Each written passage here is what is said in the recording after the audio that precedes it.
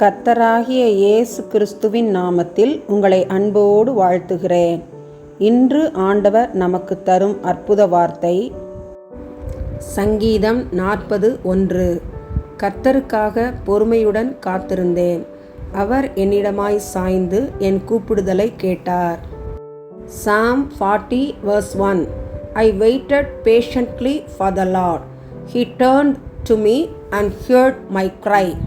அன்பான சகோதர சகோதரிகளே, யோபுவின் பொறுமையை குறித்து நாம் கேள்விப்பட்டிருக்கிறோம். யோபு ஒரே நாளில் தன்னுடைய ஆஸ்திகளை, தன்னுடைய 10 பிள்ளைகளை இழந்தார். தன் உடல் முழுவதும் புண்கள் வந்து சாம்பலில் உட்கார்ந்து ஓட்டை வைத்து சுரண்டி கொண்டு அமர்ந்திருந்தார். யோபுவின் மனைவியும் தேவனை தூஷித்து ஜீவனை விடும் என்றாள். ஆனால் யோபு தேவனுடைய கரத்தில் நன்மையை பெற்ற நாம் தீமையை பெற வேண்டாமோ என்று தன் மனைவியிடம் கூறினார்.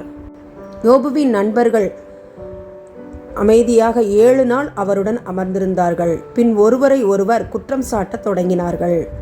யோபு பாவம் செய்ததால் இவையெல்லாம் நிகழ்ந்தது என்றார்கள். ஆனால் யோபு பொறுமை காத்தார். தன் நாவினால் பாவம் செய்யவில்லை. யோபு அந்த சூழ்நிலையிலும் கூட தன்னுடைய நண்பர்களுக்காக ஜெபித்தபோது கர்த்தர் அவன் சிறையிருப்பை மாற்றினார்.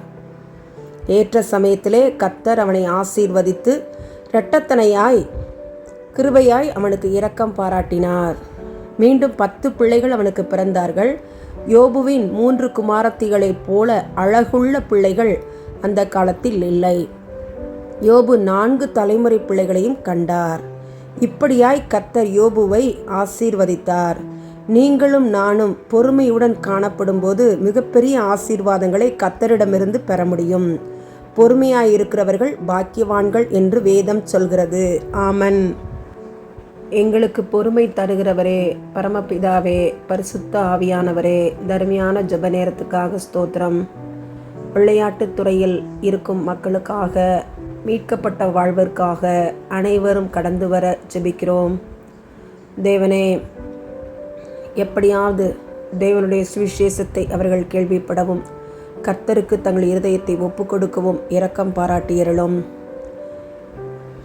இந்த சமுதாயத்தில் மீட்கப்பட்ட வாழ்வுக்குள் வந்தால்தான் பரலோகம் செல்ல முடியும்.